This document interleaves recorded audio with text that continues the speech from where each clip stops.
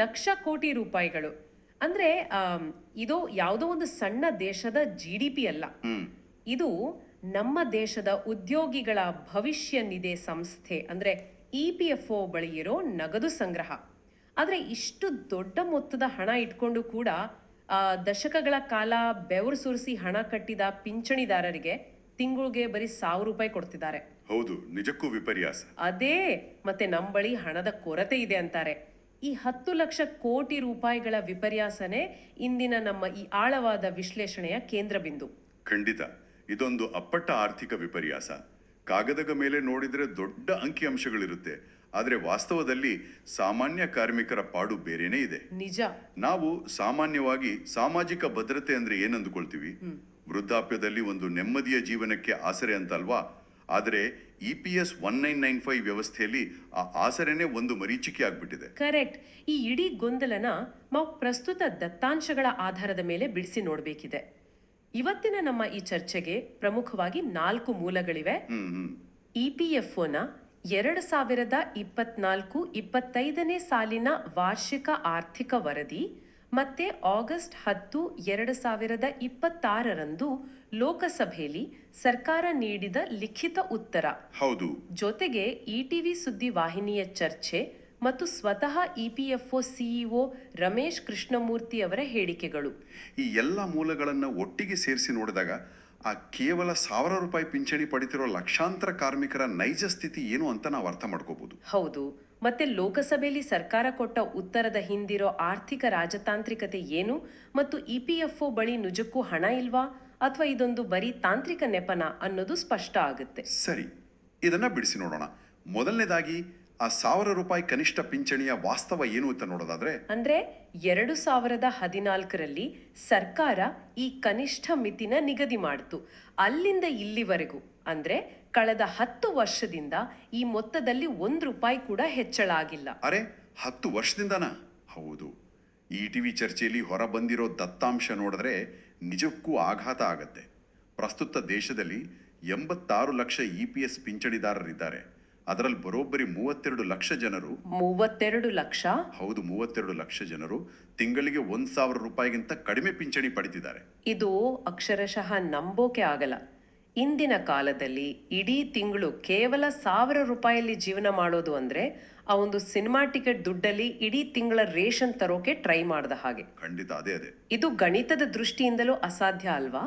ಈ 32 ಲಕ್ಷ ಕಾರ್ಮಿಕರು ಏನೋ ಕೆಲಸ ಮಾಡದೆ ಪುಕ್ಟೆ ಹಣ ಕೇಳ್ತಾ ಇಲ್ಲ. ಅವರು ದಶಕಗಳ ಕಾಲ ಪ್ರತಿ ತಿಂಗಳು ತಮ್ಮ ವೇತನದ ಒಂದು ಭಾಗನ ಈ ನಿಧಿಗೆ ಕಟ್ಟಿದವರು. ನಿಖರವಾಗಿ ಇಲ್ಲಿ ಗಮನಿಸಬೇಕಾದ ಅತ್ಯಂತ ಸೂಕ್ಷ್ಮವಾದ ವಿಷಯ ಏನಂದ್ರೆ, ಇದು ಕೇವಲ ಒಂದು ಆರ್ಥಿಕ ಕೊರತೆ ಅಲ್ಲ, ಇದು ಮೂಲಭೂತವಾಗಿ ವಿನ್ಯಾಸದಲ್ಲಿರೋ ದೋಷ. ಇವಾಗ ರಾಜ್ಯ ಸರ್ಕಾರಗಳು ನೀಡುವ ವೃದ್ಧಾಪ್ಯ ವೇತನ ಅಥವಾ ಸಂಧ್ಯಾ ಸುರಕ್ಷಾದಂಥ ಯೋಜನೆಗಳನ್ನು ಒಮ್ಮೆ ಗಮನಿಸಿ. ಆ ಯೋಜನೆಗಳ ಅಡಿಯಲ್ಲಿ ಅವರು ಯಾವುದೇ ವಂತಿಗೆ ನೀಡದಿದ್ರು ಅನೇಕ ರಾಜ್ಯಗಳಲ್ಲಿ ತಿಂಗಳಿಗೆ ₹3,000ದಿಂದ ₹4,000 ಪಿಂಚಣಿ ಸಿಗ್ತಿದೆ. ಹೌದು, ಉಚಿತವಾಗಿನೇ ಸಿಗುತ್ತೆ. ಕರೆಕ್ಟ್. ಆದ್ರೆ EPS 1995 ಒಂದು ಕಾಂಟ್ರಿಬ್ಯೂಟರಿ ಯೋಜನೆ. ಅಂದ್ರೆ ಶಿಸ್ತಿನಿಂದ ದುಡಿದು ಹಣ ಕಟ್ಟಿದ ಕಾರ್ಮಿಕನಿಗೆ ಕೇವಲ ₹1,000 ಸಿಗ್ತಿದೆ. ಇದು ಒಂಥರ ವ್ಯವಸ್ಥೆ ತನ್ನದೇ ಕೊಡುಗೆದಾರರನ್ನ ದಂಡಿಸ್ತಿರೋ ಹಾಗೆ ಭಾಸವಾಗುತ್ತೆ. ಖಂಡಿತ. ಇದೇ ಕಾರಣಕ್ಕೆ ಕಾರ್ಮಿಕ ಸಂಘಟನೆಗಳು, ವಿಶೇಷವಾಗಿ ಭಾರತೀಯ ಮಜ್ದೂರ್ ಸಂಘ ಸೇರಿ ಹಲವು ಸಂಘಟನೆಗಳು ನಿರಂತರವಾಗಿ ಪ್ರತಿಭಟನೆ ಮಾಡ್ತಿರೋದು. ಹೌದು, ಅವರ ಬೇಡಿಕೆ ಕೇವಲ ₹1,000ದಿಂದ ₹7,500ಗೆ ಹೆಚ್ಚಿಸಬೇಕು ಅನ್ನೋದು ಮಾತ್ರ ಅಲ್ಲ, ಮತ್ತೆ ಬೇರೇನ್ ಕೇಳ್ತಿದ್ದಾರೆ? ಅದರ ಜೊತೆಗೆ ತುಟ್ಟಿ ಭತ್ಯೆ ಅಂದ್ರೆ DA ಮತ್ತು ESI ಅಥವಾ ಆಯುಷ್ಮಾನ್ ಭಾರತ್ ಅಡಿಯಲ್ಲಿ ಉಚಿತ ವೈದ್ಯಕೀಯ ಸೌಲಭ್ಯ ಒದಗಿಸಬೇಕು ಅನ್ನೋದು ಅವರ ಪ್ರಮುಖ ಒತ್ತಾಯ. ಇದು ಬಹಳ ಮುಖ್ಯ. ಈ ವಯಸ್ಸಿನಲ್ಲಿ ವೈದ್ಯಕೀಯ ಖರ್ಚುಗಳೇ ಬೆಟ್ಟದಷ್ಟಿರುತ್ತೆ ಅಲ್ವಾ? ₹1,000 ರಕ್ತದೊತ್ತಡದ ಮಾತ್ರೆ ತಗೋಬೇಕೋ ಅಥವಾ ಊಟ ಮಾಡಬೇಕೋ ಅನ್ನೋದು ದೊಡ್ಡ ಪ್ರಶ್ನೆ. ಹೌದು, ವೈದ್ಯಕೀಯ ಭದ್ರತೆಯ ಬೇಡಿಕೆ ಇಲ್ಲಿ ಅತ್ಯಂತ ತಾರ್ಕಿಕವಾಗಿದೆ. ಕೇವಲ ನಗದು ಹೆಚ್ಚಳಕ್ಕಿಂತ ಆರೋಗ್ಯ ವಿಮೆಯ ರಕ್ಷಾ ಕವಚ ಅವರಿಗೆ ಹೆಚ್ಚು ಅವಶ್ಯಕವಾಗಿದೆ. ಇಲ್ಲಿಯೇ ವಿಷಯ ನಿಜಕ್ಕೂ ರೋಚಕವಾಗೋದು. ಇಷ್ಟೆಲ್ಲ ಗಂಭೀರ ಸಮಸ್ಯೆ ಇದ್ದಾಗ ಸಹಜವಾಗಿನೇ ಈ ವಿಷಯ ಸಂಸತ್ತಿನಲ್ಲಿ ಪ್ರತಿಧ್ವನಿಸಬೇಕಿತ್ತು ಮತ್ತು ಅದು ಆಗಿದೆ ಕೂಡ. ಹೌದು. ಆಗಸ್ಟ್ 10, 2026ರಂದು ಲೋಕಸಭೆಯಲ್ಲಿ ಸಂಸದ್ ರಾಮ್ವೀರ್ ಸಿಂಗ್ ಬಿಧುರಿ ಅವರು ಅತ್ಯಂತ ನೇರವಾದ ಪ್ರಶ್ನೆಯೊಂದನ್ನು ಕೇಳಿದ್ರು. ಅಂದ್ರೆ ಕನಿಷ್ಠ ಪಿಂಚಣಿಯನ್ನ 1000ದಿಂದ 7,500 ರೂಪಾಯಿಗೆ ಹೆಚ್ಚಿಸುವ ಪ್ರಸ್ತಾವನೆ ಸರ್ಕಾರದ ಮುಂದಿದೆಯಾ ಅಂತ. ಈ ಪ್ರಶ್ನೆಗೆ ಹೌದು ಅಥವಾ ಇಲ್ಲ ಅಂತ ನೇರ ಉತ್ತರ ಬರಬೇಕಿತ್ತು ಅಲ್ವಾ? ಖಂಡಿತ. ಆದರೆ ಅಲ್ಲಿ ಕಾರ್ಮಿಕ ಖಾತೆ ರಾಜ್ಯ ಸಚಿವೆ ಶೋಭಾ ಕರಂದ್ಲಾಜೆ ಅವರು ನೀಡಿದ ಲಿಖಿತ ಉತ್ತರನ ಗಮನಿಸಿದ್ರೆ ಆ ವ್ಯವಸ್ಥೆ ಹೇಗೆ ಪ್ರಶ್ನೆಗಳಿಂದ ನುಣುಚಿಕೊಳ್ಳುತ್ತೆ ಅನ್ನೋದು ಅರ್ಥ ಆಗತ್ತೆ. ಆತ್ಮಕ ಜಾಣ್ಮೆ ಪ್ರದರ್ಶನ ಮಾಡಿದ್ರು ಅಂತ ಹೇಳ್ಬೋದು. ಕರೆಕ್ಟ್. ಸಚಿವರು ನೇರವಾಗಿ ಉತ್ತರಿಸುವ ಬದಲು EPS 1995 ಯೋಜನೆಯ ತಾಂತ್ರಿಕತೆಯನ್ನು ವಿವರಿಸೋಕೆ ಮುಂದಾದರು. ಇದೊಂದು ನಿರ್ದಿಷ್ಟ ಕೊಡುಗೆ ಮತ್ತು ನಿರ್ದಿಷ್ಟ ಲಾಭ ಅಂದ್ರೆ ಡಿಫೈನ್ಡ್ ಕಾಂಟ್ರಿಬ್ಯೂಷನ್ ಡಿಫೈನ್ಡ್ ಬೆನಿಫಿಟ್ ಯೋಜನೆ ಅಂತ ಒತ್ತಿ ಹೇಳಿದರು. ಅಂದ್ರೆ ಆ ಲೆಕ್ಕಾಚಾರ ಎಲ್ಲ ಹೇಳಿದ್ರ? ಹೌದು. ಉದ್ಯೋಗದಾತರ ಕಡೆಯಿಂದ ಮೂಲ ವೇತನದ 8.33% ಮತ್ತು ಕೇಂದ್ರ ಸರ್ಕಾರದಿಂದ 1.16% ಹಣ ಈ ನಿಧಿಗೆ ಜಮೆಯಾಗುತ್ತೆ.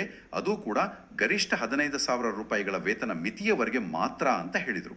ಓಹೋ, ಅಂದ್ರೆ ಪ್ರಸ್ತುತ ಸಿಗ್ತಿರೋ 1,000 ರೂಪಾಯಿ ಕನಿಷ್ಠ ಪಿಂಚಣಿನ ಸರ್ಕಾರವೇ ತನ್ನ ವಾರ್ಷಿಕ ಬಜೆಟ್ ಮೂಲಕ ಭರಿಸ್ತಿದೆ ಅಂತ ಸಮರ್ಥನೆ ನೀಡಿದ್ರು ಅಲ್ವಾ? ಹೌದು. ಅಷ್ಟೇ ಅಲ್ಲದೆ ಮಾರ್ಚ್ 31, 2026 ವೇಳೆಗೆ ಒಟ್ಟು 85 ಲಕ್ಷಕ್ಕೂ ಹೆಚ್ಚು ಪಿಂಚಣಿದಾರರಿಗೆ ಬರೋಬ್ಬರಿ 15,000 ಕೋಟಿ ರೂಪಾಯಿಗೂ ಹೆಚ್ಚು ಪಿಂಚಣಿ ವಿತರಿಸಲಾಗಿದೆ ಅನ್ನೋ ಬೃಹತ್ ಅಂಕಿಅಂಶನ ಮುಂದಿಟ್ರು. ಆದ್ರೆ ಇದೆಲ್ಲದರ ಮಧ್ಯೆ ಅವರು ಬಳಸಿದ ಒಂದು ನಿರ್ದಿಷ್ಟ ವಾಕ್ಯ ಅತ್ಯಂತ ಕುತೂಹಲಕಾರಿಯಾಗಿದೆ ಗೊತ್ತಾ? ಯಾವುದದು? ಅವರು ಹೇಳಿದ್ರು, ಆ ನಿಧಿಯ ಸುಸ್ಥಿರತೆ ಅಂದ್ರೆ ಸಸ್ಟೈನೇಬಿಲಿಟಿ ಆಫ್ ದ ಫಂಡ್ ಮತ್ತು ಭವಿಷ್ಯದ ಹೊಣೆಗಾರಿಕೆಗಳನ್ನು ಪರಿಗಣಿಸಿ ಬಲವಾದ ಸಾಮಾಜಿಕ ಭದ್ರತೆ ನೀಡಲು ಸರ್ಕಾರ ಬದ್ಧವಾಗಿದೆ ಅಂತ. ಹೌದು, ಸುಸ್ಥಿರತೆ. ಎಲ್ಲಿಯೂ 7,500 ರೂಪಾಯಿ ಹೆಚ್ಚಳದ ಬಗ್ಗೆ ಪ್ರಸ್ತಾಪನೆ ಮಾಡಲಿಲ್ಲ. ಈ ಸುಸ್ಥಿರತೆ ಅನ್ನೋ ಪದ ಒಂದು ಬಗೆಯ ಬ್ರಹ್ಮಾಸ್ತ್ರವಿದ್ದಂತೆ ಅಲ್ವಾ? ಖಂಡಿತವಾಗಿಯೂ. ಇದು ಒಂದು ಪ್ರಮುಖ ಪ್ರಶ್ನೆಯನ್ನ ಹುಟ್ಟು ಹಾಕುತ್ತೆ. ಸರ್ಕಾರ ಯಾವುದೇ ಇರಲಿ, ಆರ್ಥಿಕ ಇಲಾಖೆಗಳು ಯಾವಾಗಲೂ ಇದೇ ಫಂಡ್ನ ಸುಸ್ಥಿರತೆಯ ವಾದವನ್ನ ಮುಂದಿಡ್ತಾವೆ. ಆರ್ಥಿಕವಾಗಿ ನೋಡೋದಾದರೆ ಅವರ ಈ ವಾದ ಸಂಪೂರ್ಣ ಸುಳ್ಳು ಅಂತ ಹೇಳೋಕ್ಕಾಗಲ್ಲ. ಭವಿಷ್ಯದಲ್ಲಿ ಕೋಟ್ಯಾಂತರ ಉದ್ಯೋಗಿಗಳು ನಿವೃತ್ತರಾದಾಗ ಅವರಿಗೆಲ್ಲರಿಗೂ ಪಿಂಚಣಿ ನೀಡಲು ನಿಧಿಯಲ್ಲಿ ಸಾಕಷ್ಟು ಹಣ ಇರಬೇಕು ಅನ್ನೋದು ಆಡಳಿತಾತ್ಮಕ ಎಚ್ಚರಿಕೆ. ಕರೆಕ್ಟ್. ಆದರೆ ಭವಿಷ್ಯದ ಅನಿಶ್ಚಿತತೆ ಹೆಸರಿನಲ್ಲಿ ಪ್ರಸ್ತುತ ಬದುಕಿರೋ ಪಿಂಚಣಿದಾರರ ದೈನಂದಿನ ಹೋರಾಟವನ್ನು ನಿರ್ಲಕ್ಷಿಸೋದು ಎಷ್ಟು ಸರಿ ಅನ್ನೋದು ಇಲ್ಲಿನ ನೈತಿಕ ಪ್ರಶ್ನೆ. ನಿಜ. ಮತ್ತೆ ಈ ಸುಸ್ಥಿರತೆಯ ವಾದವನ್ನ ಕೇವಲ ಸಚಿವರು ಮಾತ್ರವಲ್ಲ, EPFO CEO ರಮೇಶ್ ಕೃಷ್ಣಮೂರ್ತಿ ಅವರು ಕೂಡ ಬಲವಾಗಿ ಸಮರ್ಥಿಸಿಕೊಂಡಿದ್ದಾರೆ. ಹೌದು, ಅವರು ಇದೊಂದು ಪೂಲ್ಡ್ ಫಂಡ್ ಅಂತ ಹೇಳಿದ್ರು. ಅಂದ್ರೆ ಇದು ಎಲ್ಲರ ಹಣವು ಒಂದೇ ಕಡೆ ಸೇರೋ ವ್ಯವಸ್ಥೆ. ಇದೇನು ಪಾನ್ಜಿ ಸ್ಕೀಮ್ ಅಲ್ಲ, ಒಬ್ಬರ ಹಣ ಕಿತ್ತು ಮತ್ತೊಬ್ಬರಿಗೆ ಕೊಡೋಕೆ ಆಗಲ್ಲ ಅನ್ನೋದು ಅವರ ವಾದ. ಹೆಚ್ಚಿನ ಪಿಂಚಣಿ ನೀಡಲು ಪ್ರತಿ ವ್ಯಕ್ತಿಗೆ ಕನಿಷ್ಠ 25 ಲಕ್ಷ ರೂಪಾಯಿ ವೆಚ್ಚವಾಗುತ್ತೆ. ಮತ್ತೆ ಇತ್ತೀಚೆಗೆ ಕೇವಲ 38,000 ಅರ್ಜಿಗಳ ಪರಿಶೀಲನೆ ಮಾಡಿದಾಗಲೇ 9,500 ಕೋಟಿ ರೂಪಾಯಿಗಳ ಕೊರತೆ ಅಂದ್ರೆ ಡೆಫಿಸಿಟ್ ಕಂಡು ಬಂದಿದೆ ಅಂತ ಅವ್ರು ಹೇಳಿದ್ದಾರೆ. ಹೌದು, CEO ಅವರ ಈ ವಿವರಣೆ ಮೇಲ್ನೋಟಕ್ಕೆ ಬಹಳ ತಾರ್ಕಿಕವಾಗಿ ಕಾಣುತ್ತೆ. ಖಂಡಿತ. ಒಂದು ನಿರ್ದಿಷ್ಟ ಮಿತಿಯ ಹಣ ಇದ್ದಾಗ ಕೆಲವರಿಗೆ ವಿಪರೀತ ಹೆಚ್ಚಳ ಮಾಡಿದ್ರೆ ನಿಧಿ ಬೇಗನೆ ಬರಿದಾಗುತ್ತೆ ಮತ್ತು ಭವಿಷ್ಯದ ಪಿಂಚಣಿದಾರರಿಗೆ ಅನ್ಯಾಯವಾಗುತ್ತೆ ಅನ್ನೋದು ಆಡಳಿತ ಮಂಡಳಿಯ ಆತಂಕ. ಆದ್ರೆ ಇಲ್ಲೇ ಒಂದು ದೊಡ್ಡ ಟ್ವಿಸ್ಟ್ ಇರೋದು. ಏನು? ಒಂದು ವೇಳೆ CEO ಹೇಳುವಂತೆ 9,500 ಕೋಟಿ ಕೊರತೆ ಇದ್ರೆ ಆ ಸಂಸ್ಥೆಯ ಬ್ಯಾಂಕ್ ಖಾತೆಗಳು ಖಾಲಿ ಆಗಿರ್ಬೇಕಿತ್ತಲ್ವಾ? ಹೌದು, ಹಾಗಾಗಬೇಕಿತ್ತು. ಆದರೆ ನಮ್ಮ ಮೂಲಗಳಲ್ಲಿರೋ ಮತ್ತೊಂದು ದಾಖಲೆ ಅಂದ್ರೆ EPFOನ ನೈಜ ಆರ್ಥಿಕ ವರದಿ ಬೇರೆಯೇ ಕಥೆನ ಹೇಳುತ್ತೆ. ಪರ್ವೀನ್ ಕೊಹ್ಲಿ ಅವರು ಹಂಚಿಕೊಂಡಿರೋ ಮತ್ತು ನೀರಜ್ ಭಾರ್ಗವ ಅವರು ಸಂಕಲಿಸಿರೋ 2024-25 ಸಾಲಿನ ದತ್ತಾಂಶನ ನೋಡಿದ್ರೆ ತಲೆ ತಿರುಗುತ್ತೆ. ಹೌದು. ಆ ದತ್ತಾಂಶದ ಪ್ರಕಾರ ಮಾರ್ಚ್ 31, 2025 ವೇಳೆಗೆ EPS ಒಟ್ಟು ನಿಧಿ ಅಥವಾ ಕಾರ್ಪಸ್ ಎಷ್ಟಿದೆ ಗೊತ್ತಾ? ಎಷ್ಟಿದೆ? ಬರೋಬ್ಬರಿ 10,07,460 ಕೋಟಿ ರೂಪಾಯಿಗಳು. ಅರೆ, 10 ಲಕ್ಷ ಕೋಟಿ? ಹೌದು. ಕೇವಲ ಒಟ್ಟು ಮೊತ್ತ ಮಾತ್ರವಲ್ಲ, ಈ ಕಾರ್ಪಸ್ ವಾರ್ಷಿಕ 13.72% ಕಾಂಪೌಂಡ್ ವಾರ್ಷಿಕ ಬೆಳವಣಿಗೆ ದರದಲ್ಲಿ ಅಂದ್ರೆ CAGR ನಲ್ಲಿ ಏರಿಕೆ ಆಗ್ತಿದೆ. 2024-25 ಸಾಲಿನ ಆರ್ಥಿಕ ಲೆಕ್ಕಾಚಾರನ ಮಾತ್ರ ತೆಗೆದುಕೊಂಡ್ರೆ ಕೇವಲ ಬಡ್ಡಿಯಿಂದಲೇ 64,000 ಕೋಟಿ ರೂಪಾಯಿಗೂ ಹೆಚ್ಚು ಆದಾಯ ಬಂದಿದೆ. ಹಾಗಾದ್ರೆ ಇದೆಲ್ಲದರ ಅರ್ಥವೇನು? ಅಂದ್ರೆ ಒಂದು ವರ್ಷದ ಬಡ್ಡಿಯೇ 60,000 ಕೋಟಿಗೂ ಅಧಿಕ. ಆ ವರ್ಷದ ಒಟ್ಟು ಆದಾಯನ ಗಮನಿಸಿದ್ರೆ ಉದ್ಯೋಗದಾತರ ಮತ್ತು ಸರ್ಕಾರದ ವಂತಿಕೆ ಹಾಗೂ ಬಡ್ಡಿ ಸೇರಿ 1,48,000 ಕೋಟಿ ರೂಪಾಯಿ ಆಗಿದೆ. ಹೌದು. ಆದ್ರೆ ಅದೇ ವರ್ಷ ಇಪಿಎಫ್ಒ ಒಟ್ಟು ವಿತರಿಸಿದ ಮೊತ್ತ ಅಂದ್ರೆ ಎಲ್ಲಾ ಪಿಂಚಣಿ ಮತ್ತು ಹಿಂಪಡೆಯುವಿಕೆ ಎರಡನ್ನೂ ಸೇರಿಸಿದ್ರು ಅದು ಕೇವಲ 27,000 ಕೋಟಿ ರೂಪಾಯಿ ಮಾತ್ರ. ಅಂದ್ರೆ ಬರುವ ಆದಾಯಕ್ಕೂ ಹೋಗುವ ಖರ್ಚಿಗೂ ಅಜಗಜಾಂತರ ವ್ಯತ್ಯಾಸವಿದೆ. ಖಂಡಿತ.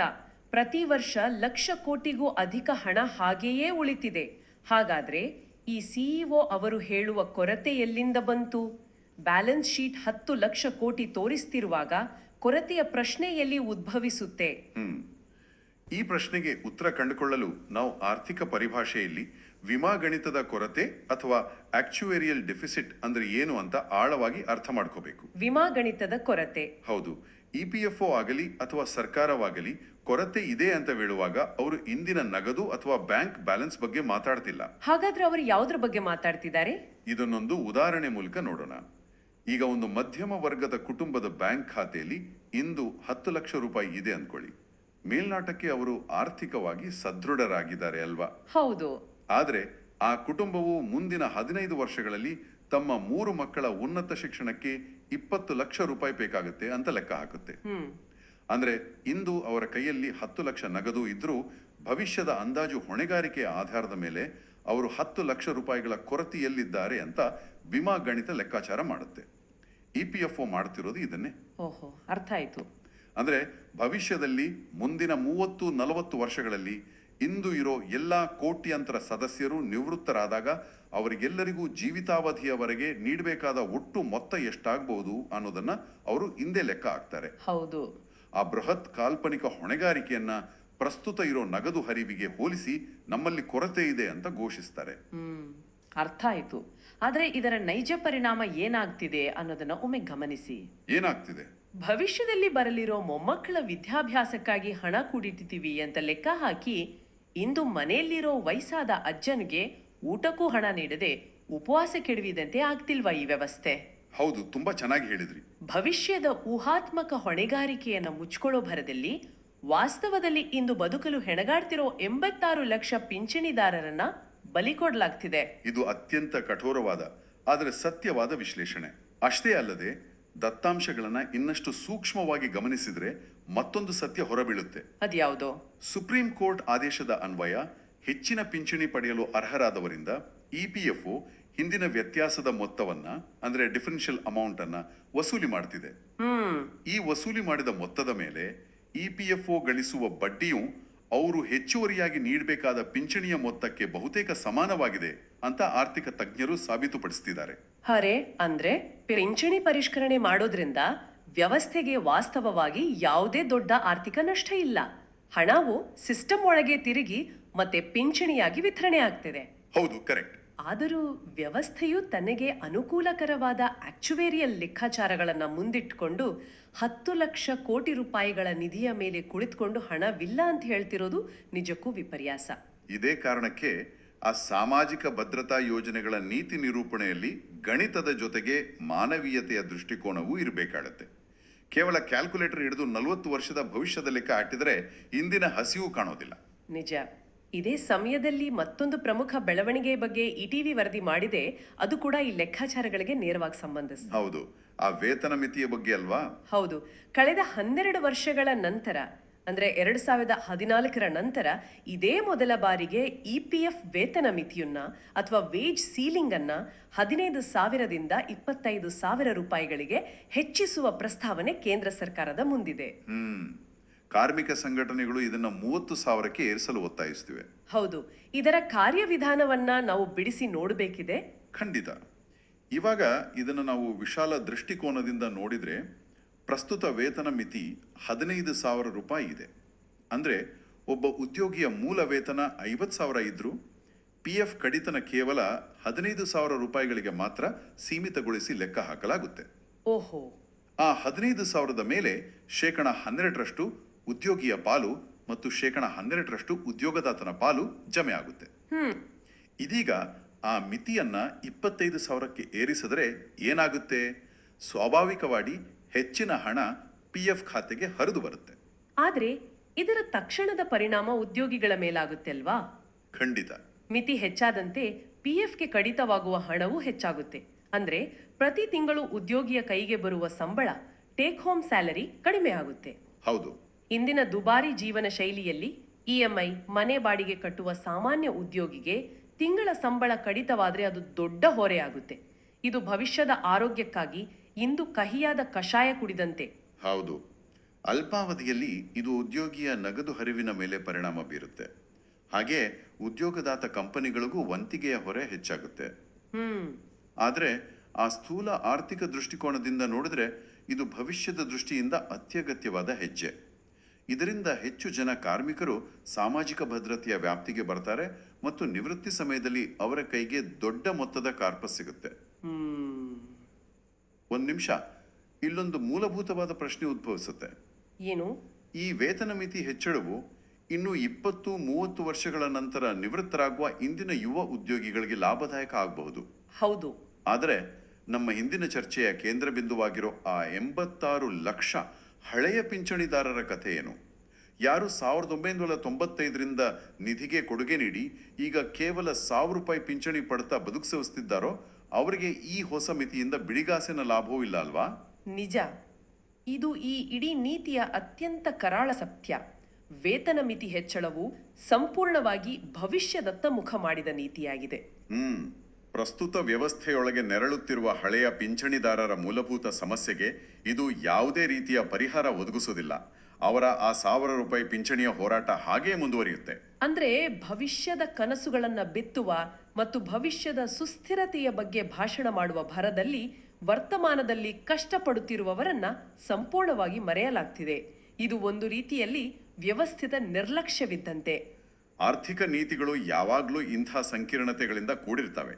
ಹೊಸ ತಲೆಮಾರಿಗೆ ಭದ್ರತೆ ಒದಗಿಸುವಾಗ ಹಳೆ ತಲೆಮಾರಿನ ಕೊಡುಗೆಯನ್ನ ಮರಿಬಾರದು ಅನ್ನೋದು ಇಲ್ಲಿನ ಪಾಠ. ಹೌದು. ಹಾಗಾದ್ರೆ ನಾವು ಈ ಸಂಪೂರ್ಣ ಆಳವಾದ ವಿಶ್ಲೇಷಣೆಯ ಒಂದು ಸಾರಾಂಶವನ್ನ ನೋಡೋದಾದ್ರೆ ನಮ್ಮ ಮುಂದಿರೋ ಚಿತ್ರಣ ಅತ್ಯಂತ ವಿರೋಧಾಭಾಸಗಳಿಂದ ಕೂಡಿದೆ. ಖಂಡಿತ. ಒಂದು ಕಡೆ ಇಪಿಎಫ್ಒ ಬಳಿ 10 ಲಕ್ಷ ಕೋಟಿ ರೂಪಾಯಿಗಳಿಗೂ ಮೀರಿದ ಬೃಹತ್ ನಿಧಿ ಇದೆ. ಪ್ರತಿ ವರ್ಷ ಕೇವಲ ಬಡ್ಡಿಯ ರೂಪದಲ್ಲಿಯೇ 64,000 ಕೋಟಿ ರೂಪಾಯಿಗಳು ಆ ನಿಧಿಗೆ ಸೇರ್ತಿವೆ. ಸಂಸ್ಥೆಯ ಒಟ್ಟು ವಿತರಣೆಗಿಂತ ಅದರ ಒಟ್ಟು ಆದಾಯ 5 ಪಟ್ಟು ಹೆಚ್ಚಾಗಿದೆ.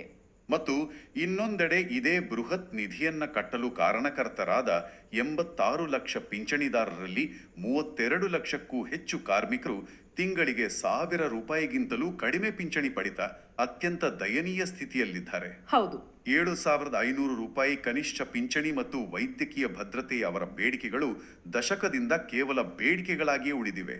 ಮತ್ತು ಈ ಅಗಾಧವಾದ ಕಂದಕವನ್ನ ಮುಚ್ಚಿಕೊಳ್ಳಲು ಲೋಕಸಭೆಯಲ್ಲಿ ಆಡಳಿತ ಯಂತ್ರವು ಸುಸ್ಥಿರತೆ ಅನ್ನೋ ಪದವನ್ನ ಒಂದು ಅಸ್ತ್ರವಾಗಿ, ರಕ್ಷಾ ಕವಚವಾಗಿ ಬಳಸಿ ಹೊಣೆಗಾರಿಕೆಯಿಂದ ನುಣುಚಿಕೊಳ್ಳುವ ಜಾಣ್ಮೆಯ ಪ್ರಯತ್ನವನ್ನ ನಾವು ಸ್ಪಷ್ಟವಾಗಿ ನೋಡಿದ್ದೇವೆ. ಹೌದು. ಪಿಂಚಣಿ ನಿಧಿಯ ನೈಜ ಆರ್ಥಿಕ ಶಕ್ತಿ ಮತ್ತು ಕಾಗದದ ಮೇಲಿನ ಆಕ್ಚುಯಲ್ ಕೊರತೆಯ ನಡುವೆ ಇರೋ ವ್ಯತ್ಯಾಸವನ್ನ ನಮ್ಮ ಮೂಲಗಳು ಎತ್ತಿ ತೋರಿಸಿದೆ.